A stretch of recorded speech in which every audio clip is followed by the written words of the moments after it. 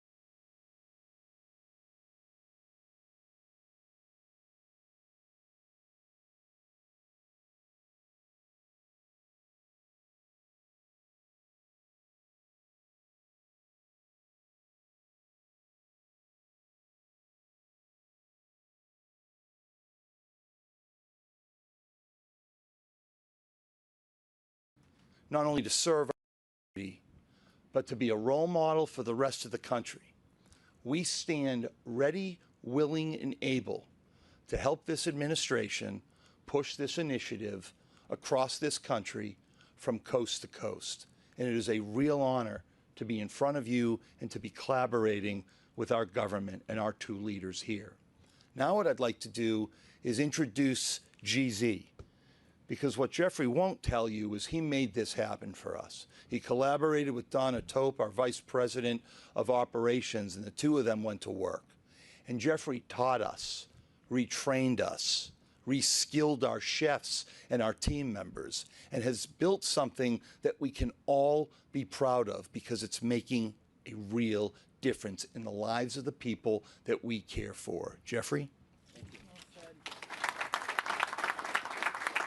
Thank you very much. It's a real honor to be here, and this afternoon, I got to cook for Secretary Collins and Secretary Kennedy, and I almost pinched myself. It was so great, and the food I cook here is the exact food I have in my restaurant. So I pick dishes that I formulated for the hospital, and it's hospital food. So they ate hospital food today, and I hope it was good. And we wanted to do, our mission here was to serve single origin food that is bioavailable, that is delicious and yummy. Because what I was telling everyone, when you're sitting in a hospital bed with half of you uncovered, it's a real depressing situation, and you want something homey and yummy and delicious, and you want that experience, because food really is a transformative thing. When you imagine what we do for a living and what I get to do, I'm very lucky, is I get to cook food for people. They actually put it in their mouth, ingest it, and I help them with their day, and they feel good when they eat well. So imagine doing that for a hospital patient. So it's like a complete joy for me to be here, and I want to thank the staff here, because they really let me do what I wanted to do and change the food.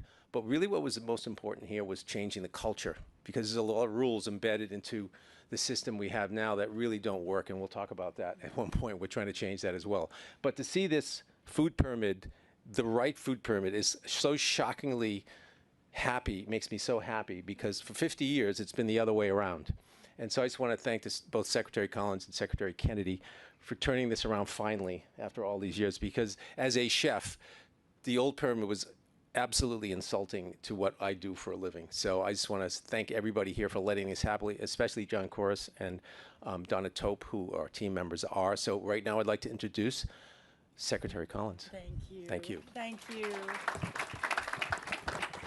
Well, I will say that Bobby and I just had an argument over whether the chicken noodle soup was better or the chili was better, that Chef GZ and the extraordinary team of chefs that you all have, John, back in that back kitchen, and getting to shake their hands and give them hugs and remind them that they're literally part of a revolution. They are truly, with the leadership of those standing with us here today, and Donna, you and others, Blake, out in the audience, they are completely changing the trajectory of our country, and it's just an honor to get to be a very, very small part of that. That was the best chicken noodle soup I've ever had, Chef, and I mean that sincerely. It really was incredible. We had some. I'll send you the recipe. Yeah, please do. We had some amazing beef. We had some incredible chili. It was just so inspiring. We also wrapped up a fantastic tour of this remarkable facility, and I just want to note that getting the glimpse of the life-saving work that they are doing every single day here at Tampa General is incredibly inspiring. And I'm usually on a farm or checking out cattle, so for me it's very, very special to get to be here and with my great partner Bobby Kennedy. The dietary guidelines, as the chef mentioned, and I bet Bobby will talk a little bit about this, but this was when we released it about 6 months ago, and it is historically a USDA and HHS partnership, but never before have two secretaries come together with our teams and completely turned on its head what was decades of previous dietary guidelines work and instead just make it about eating real food. And you probably most Americans would look at that and say, well, that's just common sense. Why wouldn't you always do that? And I would respond and say, well, this is Washington, D.C., where common sense doesn't normally prevail. But when President Trump enabled the two of us to work together and gave us the charge to do whatever it took to make America healthy again, this was a massive, massive first step in doing that. One other final thing I want to say, and then I'll turn it over to my partner in crime, Bobby. I think that the importance of the U.S. Department of Agriculture and the importance of just agriculture in general and having an understanding that if we really are going to make America healthy again, if we really are going to reverse this just heartbreaking trend that's been happening in our country for so long in terms of chronic disease and just the health of our people, if we're really going to do that, the way to do it is through our farmers and ranchers and eating real food. And that's why this partnership is so incredibly important. Let me close by saying I walk away today from my time in Tampa and my time in this building and my time with these leaders more inspired and convicted and more resolute than ever before that we can make these changes together. That when you mention the culture, Chef, and you say there was a little bit, we had to kind of change the way that our kitchen thought about these things and our leadership did. But the fact that you've done it and done it so beautifully, I believe is a model and an inspiration, not just for hospitals around the country, but for schools around the country, for our military, feeding our military around the country and the world. And that's how important this is. And you think about America and our 250th birthday right now and what we have been called to do to meet our moment and to do whatever we can to help those around us and to serve others and to continue to make the American dream possible for every man, woman, child, not just those of us born in certain zip codes or with certain bank accounts. It starts right here with the health of our country. And I just couldn't be more grateful again or honored to be here, to be a part of it. And kudos to you, John, and your incredible team here at Tampa General. God bless you. Now I want to turn it over. Yeah, round of applause for this leadership team. Now I'm excited to turn it over to really the reason we're here, and that is, again, my great partner, Bobby Kennedy, who has literally fundamentally changed the way we are talking about, thinking about, executing on, and policy making around food from the White House and from our government, and it will change our country forever for the better. Please help me welcome Secretary Bobby Kennedy.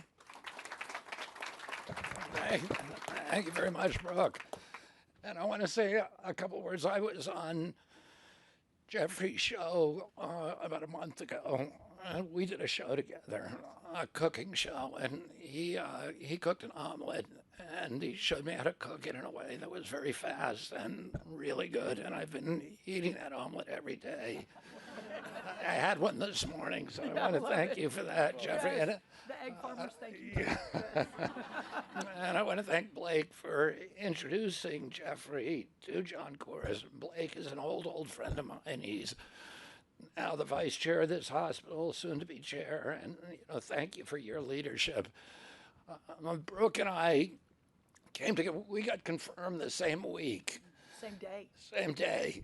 And a lot of people predicted that we would have a divorce very quickly because HHS has never got along with USDA, but we are best friends in the cabinet. We talk to each other almost every day, and we find more and more things to collaborate on because you can't have good health in the country if you don't have good food and if you don't have strong farmers, prosperous farmers. And I love seeing Brooke's face when she learned that 25% of the food that is now eaten in this hospital is locally sourced. And that's good for farmers too. When the processed food industry controls what we eat, they centralize that control and they squeeze the money from both sides, from the farmers and from the consumers. And they give us low quality food. And that is making us all sick and that we pay for with Medicaid and Medicare in the long run. And it's not as good. And to hear that we're going back to locally sourced food benefits farmers and it benefits the consumers. And it gives us all the food that we had today that Jeffrey cooked was food. As he said, that was not hyperbole when they said it was as good as any food that you get in the best restaurants in this city. It was that phrase is a pejorative. If you go to your friend's house and say this tastes like hospital food, it is not a compliment. And it's really incredible that, we've been feeding patients this, pudding and Jello and sugar drinks when 50% of them are pre-diabetic or diabetic. And, we've for a long time, we've understood the relationship between food and health and recovery and recidivism and all of these issues. And it's good to see the leadership from John Corus in this extraordinary hospital. When Brooke and I came in, we were handed the dietary guidelines that have been worked on for 4 years during the Biden administration. They were 453 pages long. They were incomprehensible, and they reflected the mercantile impulses because they were written by food industry lobbyists. And the same impulse that had driven Fruit Loops to the top of the old food pyramid, which isn't even a food, it's like a food-like substance. And we brought together the best scientists, nutritionists in the country from the biggest universities in this country. And we basically locked them in a room for a year. And they came back, we said we want something under 10 pages that everybody could understand. And they came back, they met that metric. And every single recommendation is cited and sourced to scientific publications and gold standard science. You can summarize it all in 3 words: eat real food. And that's what's going to make America healthy again. And then our challenge was, well, how, 70% of the food that people eat in this country are ultra-processed foods or highly refined carbohydrates. And that's why we're the 6th population in the world. 77% of our kids can't qualify for military service. 4 in 10 kids have some kind of food-induced chronic disease. And, the older population is even worse off. So how do we change that? How do we change the dietary culture? So we can start making America what it was when I was a kid. We were the healthiest, most robust people in the world. And one of the ways that we're doing that is by driving this food pyramid into what people eat on their day-to-day lives. Brooke has tremendous power, which she is exercising in an extraordinarily courageous way to make that happen. Her agency gives away $405 million a day, about $9 billion a year in food subsidies for WIC, for the Indian Health Service, for SNAP program, and for school lunches. She just announced a program this week to align 30 million school lunches that she pays for every day, to align those now with the food pyramid. So our kids are going to be starting to eat healthier, and that's the beginning of restoring health in America. We're doing it. Pete Hegseth is cooperating with us and doing it on all the military bases. 2/3 of the military meals were thrown out because the only metric they use in purchasing food commodities was shelf life. Nobody was looking at nutrition, and the troops weren't eating it. And now they're flocking. We're changing it on all the reservations. And Stephanie and I were at a military base in Colorado a couple of weeks ago, and before we changed it, it had 600 troops visiting that cafeteria a day. Now there's 4,000. And the food is all fresh. It's locally based. They've gotten rid of the freezers. And we're giving our troops good food now. So we're going to change it in the schools. We're going to change it in the prisons. We're going to change it on the military reservations. But one of the biggest, craziest things was the hospitals, because these are places where people come to get healthy. And we were giving them stuff that is going to actually aggravate and amplify their chronic illnesses. And Dr. Oz and I gave a challenge in June to all the hospitals in the country to sign a Make Hospital Meals Healthy Again pledge. And the great thing was, because of the leadership of John Corus and the courage that John has shown, this hospital was 2 years ahead of us. So, if hospitals come to us and say we can't do this, which some of them have, so a hospital, one of the first hospitals we went to said, well, we can't get rid of the Coca-Cola. And we were like, there's no nutrients in that. It's just making people sick. And when I asked John about that, he said, yeah, people told us that too. But I said, we're just going to do it because we have to do it. And they figured out a way around it. And so we have a template here at Tampa General where we can point every hospital in the country as we roll this out around the country. We can point to Tampa General as one of the biggest hospital systems in the country, 1,000 beds, soon to be 1,200, 8 different hospital systems. And we can say, if they did it, you can do it. And then, John and I talked about him coming to Washington to meet with all the health center CEOs around the country and do a round table and do a panel so that there's a network now where he can share his successes and failures here at Tampa General with all these other hospital CEOs and help them roll out these programs. Oh, I want to thank you, John, for your leadership and your vision and the commitment and courage that you've shown in making this happen. It's going to change our country, and it's going to help make America healthy again. So thank you all for being here, and thank you very much to Tampa General and to all of the chefs and the workers and all the people who had to change the way that they were doing things and to embrace a new vision. And we saw when we visited the kitchen today the enthusiasm and just the happiness that they are providing really good, high quality meals for people, and food makes people happy, and it makes them healthy as well. I want to thank all the staff at the hospital who have participating in making this change happen. And particularly, again, John, for his leadership. And Blake, thank you very much, too. Thank you. We will now move along to our pledge signing.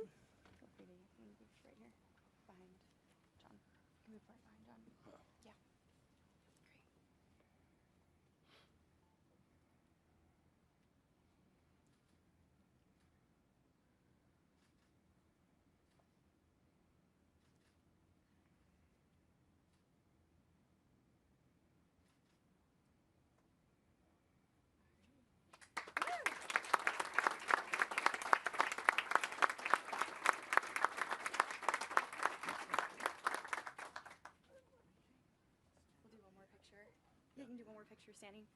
Great. Awesome. Right there, Tyler.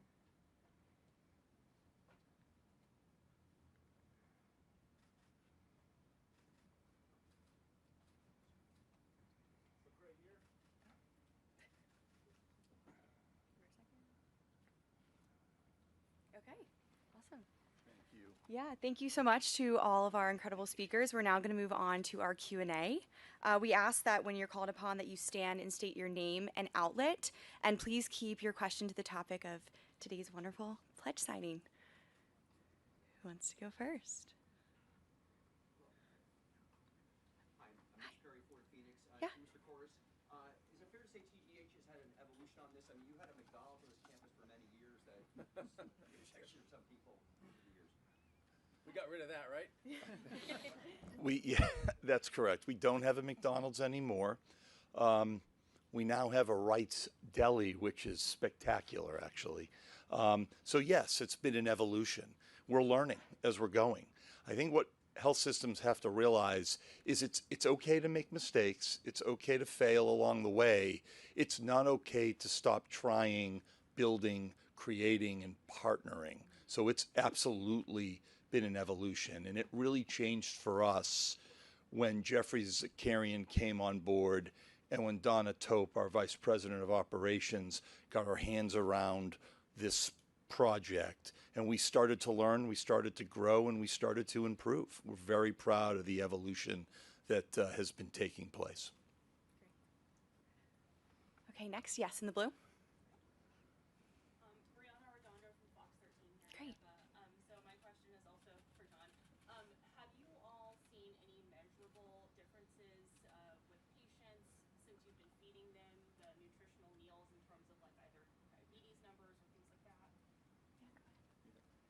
So we're in the middle of that journey right now in sort of studying it and understanding it from an objective perspective. But we have one of our physician scientists from the University of South Florida here that I'd asked to come up for a moment and address it. As you all know, we have a very robust relationship with the University of South Florida that we're very proud of.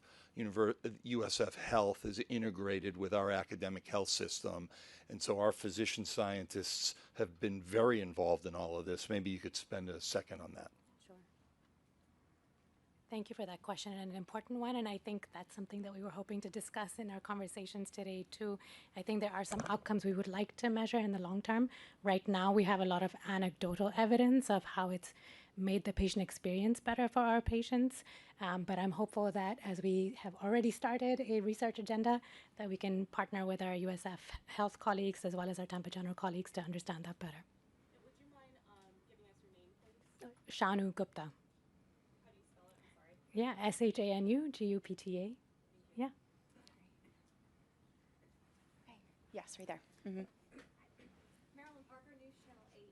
Great. Also wanted to ask, I mean, you flip that pyramid, obviously. Steak at Walmart is expensive. I can't imagine how much it costs for a hospital system to want to provide, you know, obviously farm fresh food. So can we talk about actual cost and what this looks like, especially if you want to implement this to every hospital across this country that's not cheap? Where's that money coming from? Yeah. It's a great question, and we had this conversation earlier.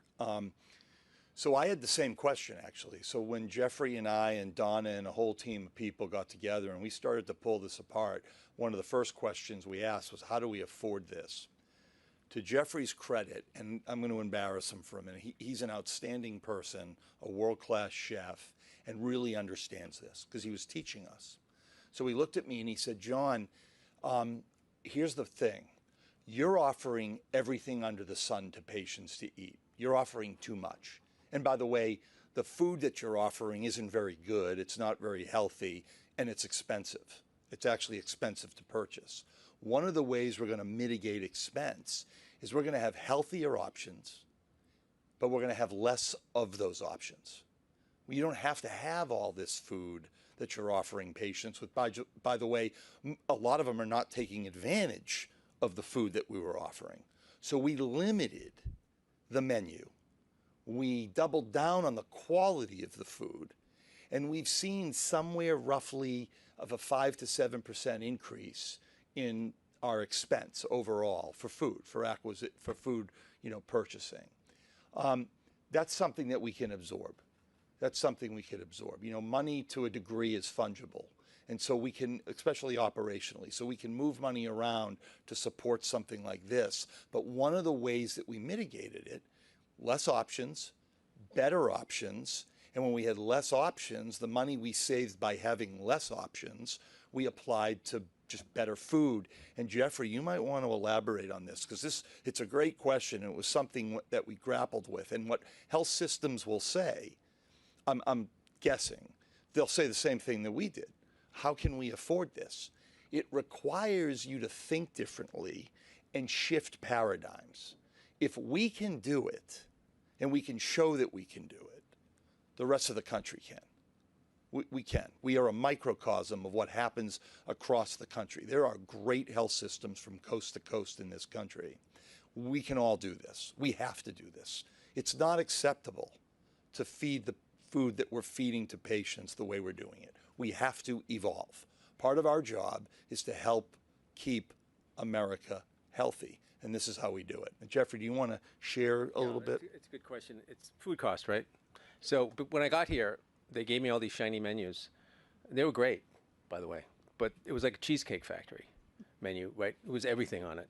And I just took the inventory list, which was about this big, and I took it home, and I was like just studying this list. There was so many things in the walk-ins that were like just poison, and we didn't need. So I basically cut the menu down from, it's 25% of what it was, and I think it's still too big. And what happened was, this is anecdotal also because we just started this in October, actually serving these meals that you ate. What happens is no one was eating the food we were serving them. So we had a $3.50 cost per plate, which imagine trying to serve good food for $3.50 a person. A $12 meal, Happy Meal at McDonald's is $12, right? So the only way to do this was to make sure they finish their food, which they do now. There's no food left over. And reduce the number of items. So we had higher quality items, less of it. So the walk-ins are a third full what they used to be filled with junk. And there was no way to measure what the patients were eating. Just no one knew because they didn't eat it. They didn't count what wasn't eaten. And now it's all changed. And I think through better health outcomes, which we're going to measure, you'll see that 5 to 7% probably will be actually less given the health outcomes we expect. So I don't know if that answers your question, but that's sort of where we are with that. And we're actually working with vendors now to say, here is the 400 ingredients I want you to provide to these hospitals, and we're going to do this in the country. Can you bring your price down to help us out as a partner? And every one of them has said yes. So we think that's going to be a problem we're going to mitigate in the future. Okay, awesome. We'll take one more in the dark purple here. Delia Dangerfield with Famous 9. And I had kind of a couple of questions. It seems like the TGH started 2 years ago with this transformation. Is that accurate? Yes. Yes. And what's been the reaction from patients? I know we don't have numbers, but what have people said? And Secretary, were you able to talk to patients to see what? I asked the same question, and they actually, although they are not yet able to determine the impact on, for example, certain chronic diseases or food-induced chronic diseases, they have done patient surveys that are very extensive, and they've found a 53% improvement. In other words, 53% of the people are saying that the food experience is great. So I think they have seen a dramatic increase in patient happiness. I can, thank you. Donna Tope, Vice President of Operations. So I can glean a little more color into what the Secretary is sharing. So we've seen very significant increases in both our meals overall scores. So that's a Press-Ganey measurement that we do. Meals overall, and then also specifically around quality of food and temperature of food. So those were two that we really wanted to measure to see the improvement related to this work. And we've seen that in our results. So as the Secretary, very good memory, Secretary, really great. So the quality scores, we've seen a 53% improvement in what we saw pre-menu to post-go live of menu. And also our temperature score actually went up to an 82% increase, which is huge. So we're cooking the food and we're keeping it to temp, whether it needs to be hot or cold. And then that really helped to elevate our meals overall, which increased by 38%, a 38% increase in these few months that we've been live with the program. And then just anecdotal, honestly, comments from our patients. We've seen social media posts. John mentioned that at the roundtable. Doing rounds with our posts, we track all of our quality rounds in an application that we have internally. So we're watching it every single day to ensure that what we're doing is meeting, from a qualitative perspective, the needs of our patients. Does that answer your question? Perfect. And I also have one more. What Yes. did you guys eat? You had chili, chicken, what else? They had chili, chicken noodle soup. We did a meze platter. We did a feta Greek salad. We did the Moroccan hanger steak. It's amazing. I did an olive oil cake. Olive oil I don't cake. usually eat desserts, but I ate the whole thing. That's true. I was shocked to see him eating a dessert, but it was a Trying good to hide dessert. from the cameras. And it's all food that we feed our patients. So I actually, I might be a little vulnerable here. I had a child 5 months ago here at this hospital, and I got to eat this food and experience it, and it's beautiful. And as a new mom, being able to know that I'm nourishing my body, ensuring that I'm getting better for my child that I just had, it was truly a full circle experience for me. So it is a beautiful menu. So thank you. Thanks. Thank you all so much for coming. That concludes our press conference. Thank you. Thank you, everyone. Thank you. Yeah, thanks.